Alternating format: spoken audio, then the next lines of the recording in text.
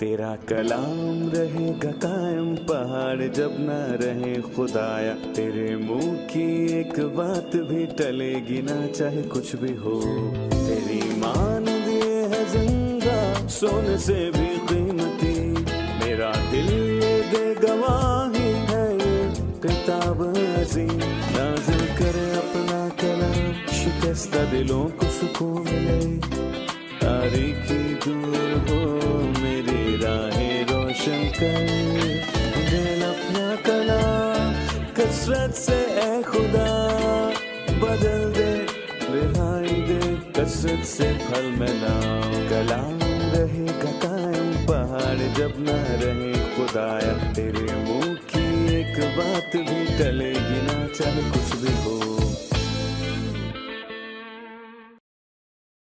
अजीज नाजरीन, मैं अयाद ज़रीफ आप तमाम देखने वालों को हमारे रोज़ के बाइबली मुतालिया प्रोग्राम की नई किस्त में खुशामदीद कहता हूँ। अपने मुताले में हम रोमियो के ख़त के 3 बाब पर पहुँच चुके हैं और मैं आपको बताना चाहता हूँ कि गुज़िश्ता किस्त में हमने 20 आयात का मुतालिया किया था और आज की किस्त में खुदा के फजल से हम 21वीं आयत से 25वीं आयत तक मुतालिया करेंगे। लेकिन प्रोग्राम का बाकायदा आगाज़ करने से पहले मैं खुदा के खादिम भाई यूसुफ को स्टूडियोज में खुशामदीद कहूंगा। बहुत शुक्रिया। आप कैसे हैं? मैं ठीक हूँ। साथ ही हमारे दीगर मेहमानों को भी खुशामदीद। भाई यूसुफ, इससे पहले कि हम 21वीं आयत से 25वीं आयत तक पढ़ें, मैं एक ईमानदार के ईमान लाने की हालत से पहले और बाद की हालत को बयान करने वाले अजीज ईमानदारों में से एक के अल्फाज पढ़ना चाहूंगा। लिखते हैं, हम कभी गुनाह, बुराई और तारीकी में थे, लेकिन मसीह के वसीले हमें रास्तबाजी और अमन मिला। हमारी जिंदगी बदल गई। कैसा अजीम बुलावा है जिसमें हमें हर तरह की दौलत, शान शौकत और अमन मिलता है। हमने ये सब खुदा के फजल से हासिल किया, इसलिए हम हमेशा तेरे नाम की तारीफ और तेरे नाम को जलाल देते हैं। ये अल्फाज किस कदर वजाहत करते हैं कि हम कैसे थे और अब कैसे हैं। ये मिसरा बयान करता है कि हम बुराई और तारीकी में गिरे थे जब हम बहुत दूर थे। खास तौर पर गैर कौम की हैसियत से हमारे हालात मायूसकुन थे और हमारी हालत बहुत ही ज्यादा बुरी और खस्ता थी, क्योंकि हमें खुदा के बारे में कुछ भी इल्म नहीं था। लेकिन खुदा का शुक्र हो कि मसीह की सलीब ने यहूदियों और गैर अक़वाम को एक जैसा बना दिया। किसी एक को दूसरे पर तरजीह नहीं थी, क्योंकि खुदा ने फजल से उसे निजात फराहम की जो उसके पास आता है। क्योंकि जो कोई खुदा का नाम लेगा वो निजात पाएगा। और ये अजीम रोशनी है जो हमें अब मुयस्सर है, जो हमारे अजीम मालिक यीशु मसीह के काम का नतीजा है। सारा जलाल उसी को मिले। भाई यूसुफ, 21वीं आयत में लिखा है, मगर अब शरीयत के बगैर खुदा की एक रास्तबाजी जाहिर हुई है जिसकी गवाही शरीयत और नबियों से होती है। मैं मगर अब के अल्फाज पर तबसरा करना चाहता हूँ। वो अब क्या है जिसमें खुदा की रास्तबाजी जाहिर हुई, ये कब हुआ? इससे पहले कि मैं जवाब दूं, मैं 2 नकात का मुख्तसर जिक्र करूंगा। पहले हमने खुदा की रास्तबाजी के सिलसिले में इस खत को 7 हिस्सों में तकसीम किया था।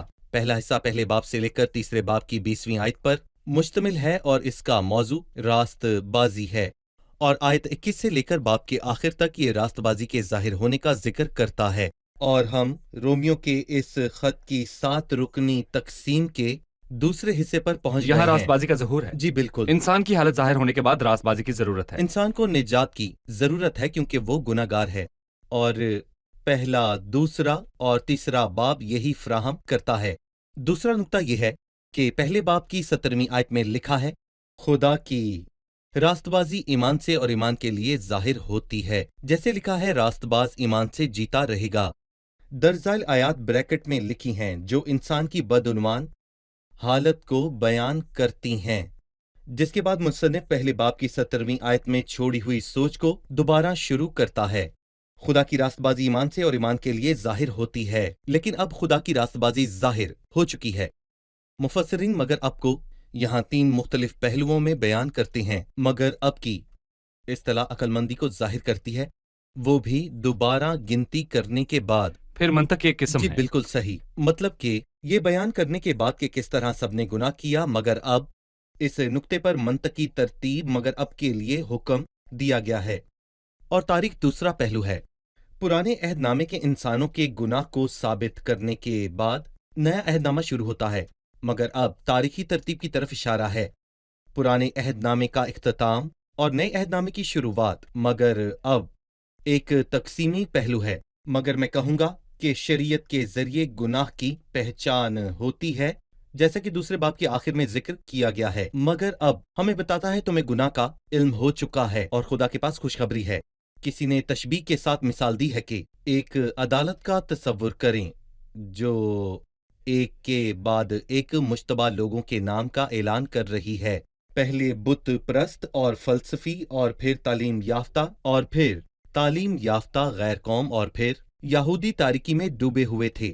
سب گناہگار ثابت ہو چکے تھے اور یہ توقع تھی کہ عدالت کرنے والا ان سب گناہگاروں کو موت کی سزا سنا دے گا جو اسی لائق تھے۔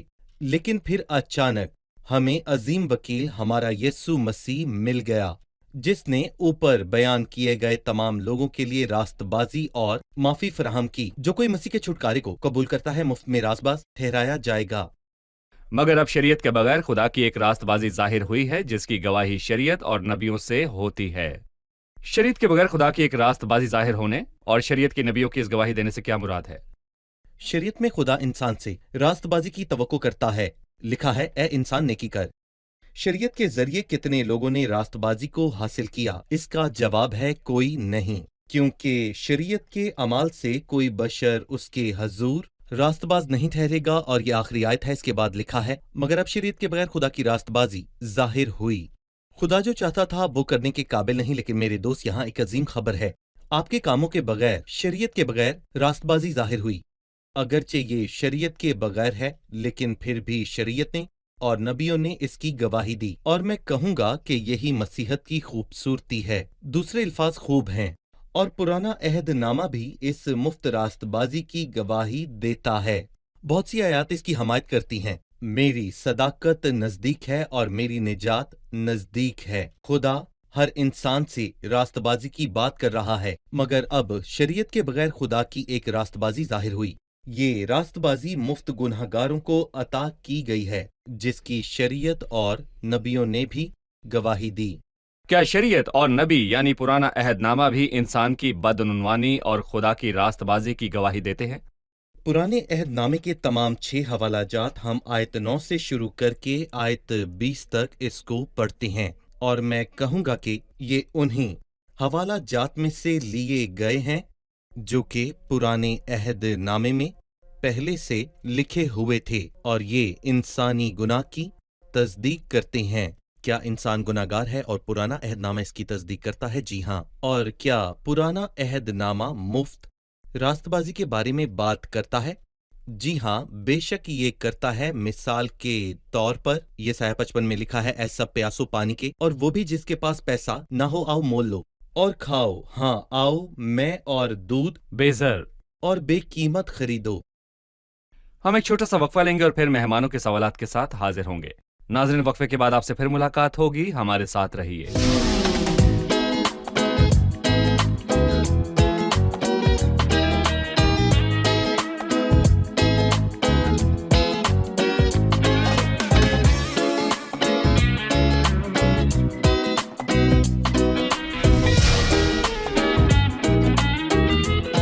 خوش آمدید، آئیے بڑھتے ہیں مہمانوں کی جانب اور جانتے ہیں ان کا سوال۔ جی، سوال کیجیے۔ 22ویں آیت میں لکھا ہے، یعنی خدا کی وہ راست بازی جو یسوع مسیح پر ایمان لانے سے سب ایمان لانے والوں کو حاصل ہوتی ہے، کیونکہ کچھ فرق نہیں۔ اس کا کیا مطلب ہے؟ جی بھائی، اس آیت کا کیا مطلب ہے؟ خاص کر الفاظ کے ایمان لانے سے سب ایمان لانے والوں کو۔ سب کے لیے سمت کی نشاندہی کرتا ہے اور سب پر اطلاق کی طرف اشارہ کرتا ہے۔ میں یہ واضح طور پر کہنا چاہوں گا کیونکہ اسے وضاحت کی ضرورت ہے۔ بے شک پرانے عہد نامے میں تمام بنی نوع انسان کو مخاطب نہیں کیا گیا۔ جب خدا نے انسان کو نیکی کرنے کو کہا تو اس نے بت پرستی کے اندھیروں میں ڈوبے ہوئے بت پرستوں کو نہیں کہا، بلکہ اس نے اپنے لوگوں سے کہا۔ تاہم پرانے عہد نامے میں راست بازی کا تقاضا صرف ایک قوم سے کیا گیا۔ نئے عہد نامے میں خدا آپ سے راست بازی کا تقاضا نہیں کرتا، لہٰذا اس نے یہ صرف ایک قوم کو نہیں بلکہ سب کو عطا کی تھی۔ دوسرے لفظوں میں تمام بنی نوع انسان کو، دوسرے الفاظ میں تمام بنی نوع انسان پر، اور کیا یہ ان پر ہے؟ اور کیا کائنات میں موجود ہر بشر اس سے محظوظ ہونے جا رہا ہے؟ نہیں، یہ کائنات میں موجود ہر شخص کے لیے نہیں، لیکن ہر شخص اس سے محظوظ ہونے جا رہا ہے، لیکن صرف وہ محظوظ ہوں گے جو ایمان لائیں گے۔ لہٰذا یہ سب کو پیش کی گئی ہے، لیکن محظوظ صرف وہ ہوں گے جو ایمان لائیں گے۔ یہ آیت جاری ہے کیونکہ کوئی فرق نہیں۔ کس میں کوئی فرق نہیں؟ کوئی فرق نہیں کہ الفاظ رومیو میں 2 دفعہ استعمال کیے گئے ہیں، ایک دفعہ تیسرے باب میں اور دوسری دفعہ 10ویں باب میں۔ دونوں جگہ اس کے معنی فرق ہیں۔ کوئی فرق نہیں سے یہاں مراد انسانوں میں کوئی فرق نہیں ہے۔ ایک شخص نے اس کی بہت اچھی تشریح کی۔ اس نے پوچھا کہ کیا واقعی انسانوں کے درمیان کوئی اخلاقی یا روحانی فرق نہیں ہے؟ تو پھر یہاں کیوں لکھا ہے؟ کیونکہ کچھ فرق نہیں، اس لیے کہ سب نے گناہ کیا اور خدا کے جلال سے محروم ہیں۔ لہٰذا اس شخص نے یہ تشریح کی کہ زمین پر سب سے نچلا مقام بحر مردار ہے اور سب سے بلند مقام ہمالیہ کے پہاڑوں پر ہے۔ اگر ایک شخص بحر مردار پر کھڑا ہو اور دوسرا ہمالیہ کی چوٹی پر کھڑا ہو تو ان میں سے کون چاند کو چھو سکتا ہے؟ کوئی بھی نہیں چھو سکتا۔ جی، کوئی نہیں چھو سکتا، اور میں کہوں گا کہ ان دونوں میں چاند کو چھونے کے حوالے سے کوئی فرق نہیں ہے۔ تاہم ان دونوں کے مقاموں میں ایک بڑا اور واضح فرق پایا جاتا ہے، کیونکہ ایک نچلے ترین اور دوسرا بلند ترین مقام پر کھڑا ہے۔ اور اسی طرح انسانوں میں بھی فرق ہے، کیونکہ ہم سب نے گناہ کیا اور خدا کے جلال سے محروم ہیں۔ لیکن رومیو 10 میں لکھا ہے کہ راست بازی کے حوالے سے کوئی فرق نہیں، اس لیے کہ وہی سب کا خداوند ہے اور اپنے سب دعا کرنے والوں کے لیے فیض ہے۔ لہٰذا ہر کسی کے گناہ کا اختتام کرتے ہوئے بائبل کہتی ہے کوئی فرق نہیں، سب نے گناہ کیا، اور راست بازی پیش کرتے کہتی ہے کوئی فرق نہیں، جو کوئی خداوند خدا کا نام لے گا نجات پائے گا۔ یہودیوں اور غیر قوموں میں کوئی فرق نہیں ہے، چاہے یہ گناہ کے حوالے سے ہو یا راست بازی پانے کا راستہ ہو، کیونکہ راستہ صرف ایک ہے، بالکل، اور وہ مسیح کے کفارے پر ایمان لانا ہے۔ صحیح۔ 23ویں آیت، اس لیے کہ سب نے گناہ کیا اور خدا کے جلال سے محروم ہیں۔ بھائی یوسف، میں جاننا چاہوں گا اس آیت کا کیا مطلب ہے؟ انگریزی ترجمے میں لکھا ہے مختصر ہے، اور اس کا کیا مطلب ہے کہ وہ اس مقام تک نہیں پہنچے جہاں خداوند کو جلال ملتا ہے۔ اور ہم جانتے ہیں کہ آرمی کالج میں داخلے کے لیے ایک خاص قد کی ضرورت ہوتی ہے۔ ایک درخواست گزار جس کا قد 120 سینٹی میٹر ہے اور دوسرا جس کا قد 130 سینٹی میٹر ہے، ان دونوں میں سے کس کو لیا جائے گا؟ کسی ایک کو بھی نہیں لیا جائے گا، کیونکہ وہ دونوں قد کی کم سے کم حد تک بھی نہیں پہنچ سکے، جو کہ آرمی کو ہر حال میں مطلوب ہوتی ہے۔ اور یہاں پر بنین و انسان خدا کو قابل قبول کم سے کم تقاضے تک بھی نہیں پہنچے، وہ سب خدا کے جلال سے محروم ہو گئے۔ 24ویں آیت، مگر اس کے فضل کے سبب سے اس مخلصی کے وسیلے سے جو مسیح یسوع میں ہے مفت راست باز ٹھہرائے جاتے ہیں۔ یہ آیت فضل کے سبب سے مسیح یسوع میں مفت راست باز ٹھہرائے جانے کے بارے میں بات کرتی ہے۔ میں اس آیت کا مطلب جاننا چاہوں گا۔ جیسا کہ ہم نے سیکھا کہ راست ٹھہرایا جانا اس خط کے کلیدی الفاظ ہیں، یہ ہمیں یہاں بتاتا ہے کہ مگر اب شریعت کے بغیر خدا کی ایک راست بازی ظاہر ہوئی۔ کیا آپ جانتے ہیں کہ آپ کو راست بازی کی ضرورت ہے؟ جی ہاں، ہم سب یہ جانتے ہیں، کیونکہ ہم یہودیوں اور یونانیوں دونوں پر ہی پیشتر سے الزام لگا چکے ہیں کہ وہ سب کے سب گناہ کے ماتحت ہیں، اور ہم پر اعتماد ہیں، جیسا کہ 20ویں آیت میں لکھا ہے، شریعت کے اعمال سے کوئی بشر اس کے حضور راست باز نہیں ٹھہرے گا۔ خداوند ہمیں واقعی راست باز ٹھہرائے جانے کی ضرورت ہے، لہٰذا خدا نے ہمیں راست باز ٹھہرایا۔ اور جیسا کہ ہم پہلے ہی یہ سمجھ چکے ہیں کہ یہ خط خوشخبری کا خط ہے۔ کیا واقعی ایسا ہے؟ کیا یہ خوشخبری کا خط ہے؟ یہ خدا کی خوشخبری ہے؟ یہ خوشخبری ہے یا انجیل ہے یا خوشی کی خبر ہے؟ اور میں کہوں گا کہ خدا راست بازی کو فراہم کرتا ہے، اور وہ مفت فراہم کرتا ہے۔ مفت راست باز ٹھہرائے جانے کی اصطلاح کا مطلب ہے کہ بغیر کسی وجہ کے راست باز ٹھہریں گے، جس کو یوحنا 15 میں واضح کیا گیا ہے، انہوں نے مجھ سے مفت عداوت رکھی۔ ہم نے مسیح سے مفت عداوت رکھی، اور اس نے مفت ہم سے پیار کیا اور مفت راست باز ٹھہرایا، اور یہ سب کچھ میرے لیے مفت ہے، کیونکہ میں نے اس کے لیے کچھ ادا نہیں کیا، میں نے کچھ نہیں دیا۔ لیکن ایک قیمت جی، ہے۔ ایک قیمت ہے، چھٹکارے کی قیمت ہے جو مسیح نے ادا کی، یسوع مسیح کا کفارہ جو میرے لیے دیا گیا، اور وہ جس نے پوری قیمت ادا کی اور میں اس کا اہل نہیں تھا۔ اور دوسرا، خدا کے فضل کے بغیر مسیح ایسی عظیم قیمت ادا نہیں کرتا کہ مجھے راست باز ٹھہرانے کے لیے اپنا کفارہ پیش کرتا۔ وہ کہہ سکتا تھا مجھے سے کوئی فرق نہیں پڑتا کہ آپ راست باز ٹھہرائے جائیں یا جہنم میں جائیں، لیکن یہ خدا کا فضل ہے کہ مجھے پکڑا اور تباہی سے بچایا اور میرے گناہوں کو پیٹھ پیچھے پھینک دیا۔ کیونکہ راست باز ٹھہرائے جانے کی اصطلاح کا اس خط میں بار بار ذکر ہے، لہٰذا میں راست باز ٹھہرائے جانے اور बे गुनाह साबित होने के दरमियान फर्क को जानना चाहता हूँ। क्या यह सिर्फ ये मामला है कि मैंने गुनाह नहीं किया या इससे ये बढ़कर मानी रखता है? रास्तबाज ठहराए जाने के वसीतर मानी है और बेगुनाह ठहराए जाने का मतलब है मैंने गुनाह नहीं किया लेकिन मैंने कोई रास्तबाजी नहीं की। रास्तबाज ठहराए जाने का मतलब यह है कि खुदा ये नहीं समझता कि जैसे सारी रास्तबाजी मैंने की हो, बल्कि वो बढ़कर देखता है, जैसा कि उसने दूसरे करंथियों की 21वीं आयत में कहा, जो गुनाह से वाकिफ ना था उसी को उसने हमारे वास्ते गुनाह ठहराया ताकि हम उसमें होकर खुदा की रास्तबाजी हो जाएं। हमें गुनाह था और रास्तबाजी नहीं थी। ताकि हम रास्तबाज ना थे, ये खुदा की रास्तबाजी जिसके है। जरिए हम मसीह में खुदा की रास्तबाजी बन गए। क्या आप तसव्वुर कर सकते हैं, चाहे कोई भी मखलूक हो, इंसान, फरिश्ता या शैतान, जो कि खुदा की रास्तबाजी में किसी तरह की बुराई तलाश कर सके? ऐसा कोई नहीं जो खुदा की रास्तबाजी में गुनाह तलाश कर सके। हम उसके जरिए से खुदा की रास्तबाजी बन गए जो गुनाह से वाकिफ ना था, और वही हमारे लिए सलीब पर गुनाह बन गया। हम एक छोटा सा वक्फा लेंगे और फिर मेहमानों के सवालात के साथ हाजिर होंगे। नाज़रीन, वक्फे के बाद आपसे फिर मुलाकात होगी। हमारे साथ रहिए।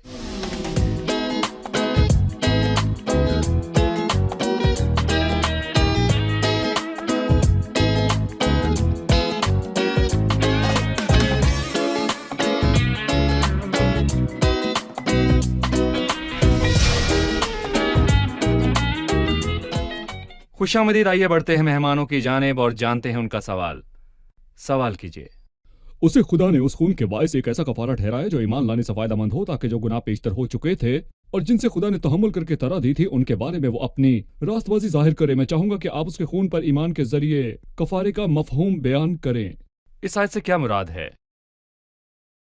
देखिए, मैं कहूंगा कि इसका आगाज इसम ज़मीर उससे होता है जो यीशु की तरफ इशारा करता है। लिखा है, उस मखलसी के वसीले जो यीशु मसीह में है मुफ्त रास्तबाज ठहराए जाते हैं।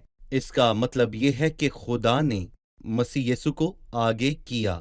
उसने उसके खून पर ईमान के जरिए से कफारे के तौर पर आगे किया। कफारे की इस्तिलाह बाइबल के ज़ख़ीरा अल्फाजों में बहुत अहम है और नाजरीन के लिए भी ये जानना बहुत अहम है कि कफारा क्या है।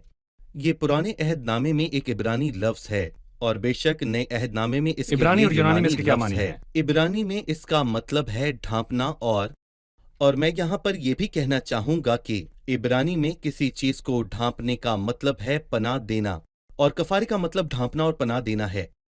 और नए अहदनामे में यूनानी लफ्ज़ का तर्जुमा उर्दू में तस्कीन किया गया है। तस्कीन। इस लफ्ज़ का मतलब ढांपना ही नहीं बल्कि तस्कीन भी देना है।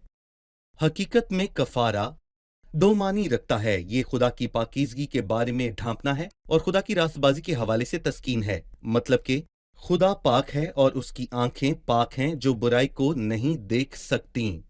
उसे गुनाहों और बदउनवानी को ढांपने के लिए पर्दा दरकार है, लेकिन खुदा मुनसफ और रास्तबाज भी है और कोई गुनाह उससे बच नहीं सकता, बल्कि हर कसूर और फिर हर नाफरमानी का ठीक ठीक बदला मिलेगा। लिहाजा खुदा को राजी करने के लिए ये जरूरी था। लिहाजा सुलह उसकी रास्तबाजी का जवाब देती है और ढांपना उसकी पाकीज़गी का जवाब देता है। और हम कह सकते हैं कि पर्दा किए हुए गुनाहों के लिए ये जरूरी है और खुदा की खुशनुदी मतलूब है। जिसके खिलाफ ये गुनाह किया गया था, ये कफारा है। सही। अगर कफारा खुदा की पाक आंखों से गुनाह को ढांप रहा है तो फिर ये पर्दा यानी कफारा खुदा की नजर की वसत के मुताबिक होना चाहिए, जो कि लामहदूद है। बिल्कुल लामहदूद मतलब कि है। कफारा भी लामहदूद है, लामहदूद जिसका है। मतलब है कि मसीह लामहदूद है। बेशक तो फिर मसीह कौन है? वो खुदा है।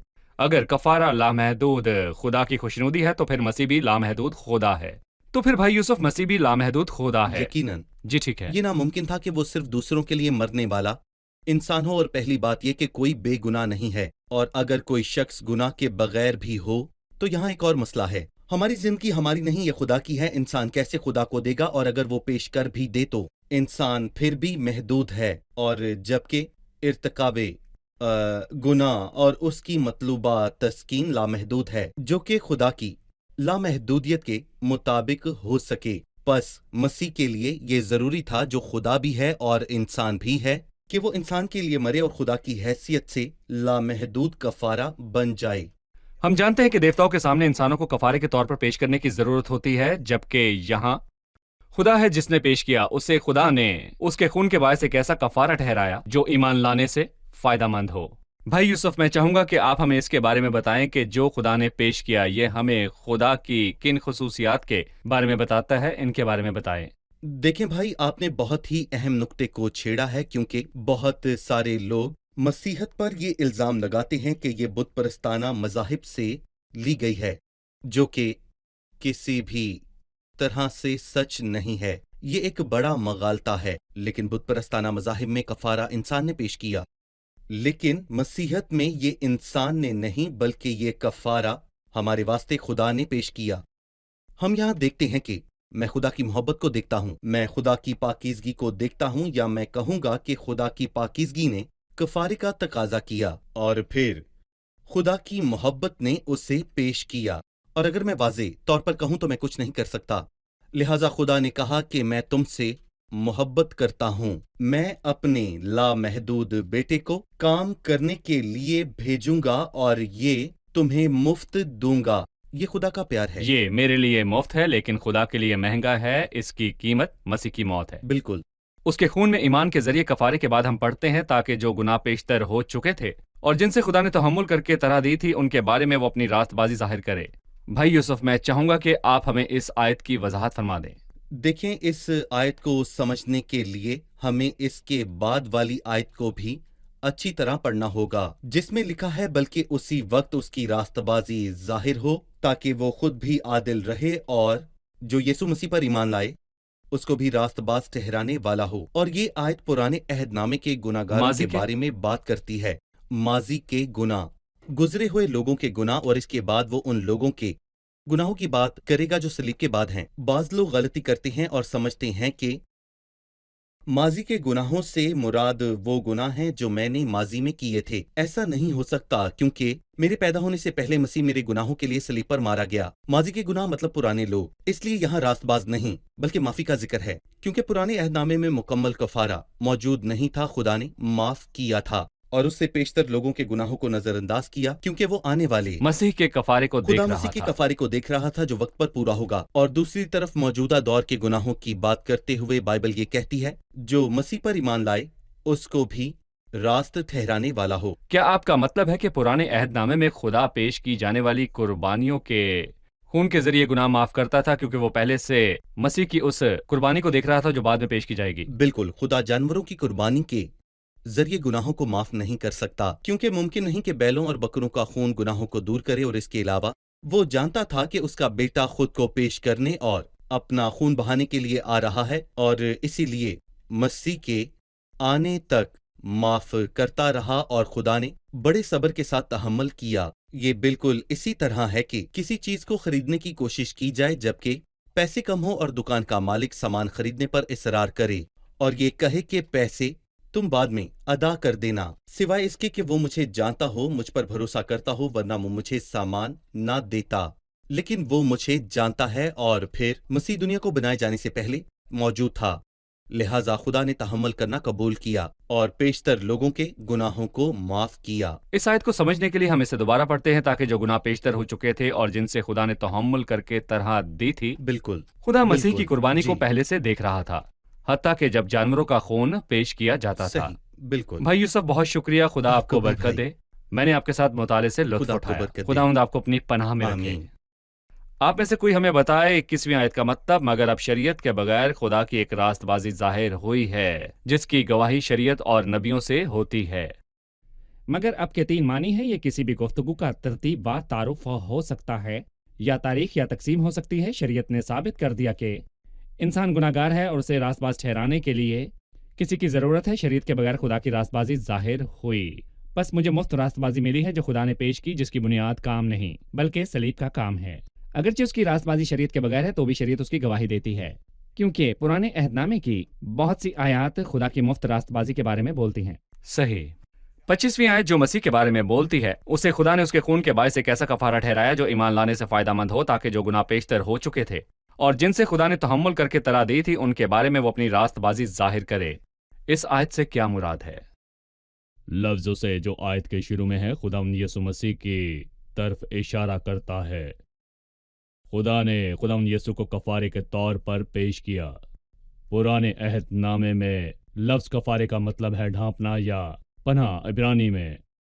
इसका मतलब है खुदा की पाकीज़गी में उसके साथ ताल्लुक़ में होना। और नए अहद नामे में यूनानी में इसका मतलब तस्कीन है।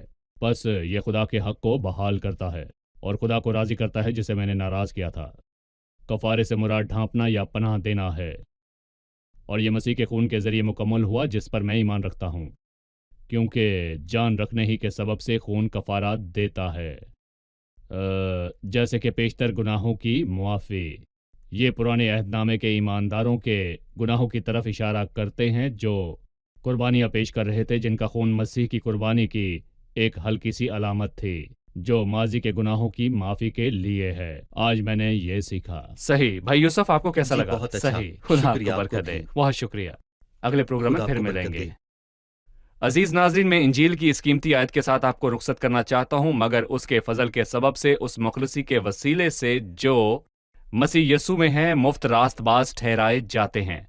खुदा ने हल पेश किया जो आपके लिए मुफ्त है, लेकिन खुदा के लिए मुफ्त नहीं, क्योंकि खुदा अपनी मोहब्बत की खूबी हम पर यूं जाहिर करता है कि जब हम गुनाहगार ही थे तो मसीह हमारी खातिर मुआ। खुदा के लिए उसकी कीमत बहुत ज्यादा थी, क्योंकि उसने अपने इकलौते बेटे को सलीब पर दिया। कीमत बहुत बड़ी थी, लेकिन आपको निजात मुफ्त पेश की गई। अगर आप अपने दिल से ईमान लाएं और मुंह से इकरार करें कि खुदा ने उसे मुर्दों में से जलाया, तो आप निजात पाएंगे। आपको सफर करके किसी जगह जाने की जरूरत नहीं, और ना ही तहफ़ देने की जरूरत है, और ना ही उसकी रास्तबाजी हासिल करने के लिए कोई काम करने की जरूरत है। बस मसीह को कबूल करें जो आपके लिए मसलूब हुआ, और आप उस रास्तबाजी को हासिल कर लेंगे जो आपके लिए मुफ्त है, लेकिन खुदा के लिए इसकी कीमत बहुत ज्यादा है। अगले प्रोग्राम में आपसे फिर मुलाकात होगी। खुदा आपको बरकत दे।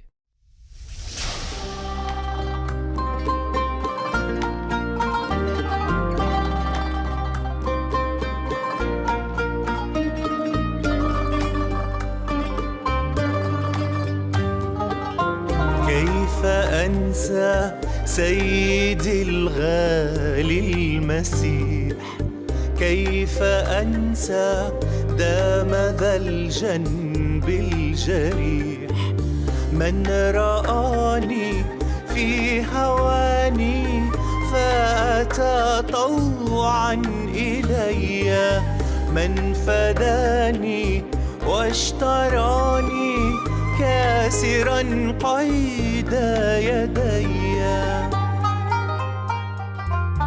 كيف أنسى قلبك العافي الكبير، من عفى عني وعن جرمي الخطير، فمحى كل ذنوبي وابتدى عهدا جديدا، وملا بالروح قلبي فغدا قلبي سعيدا.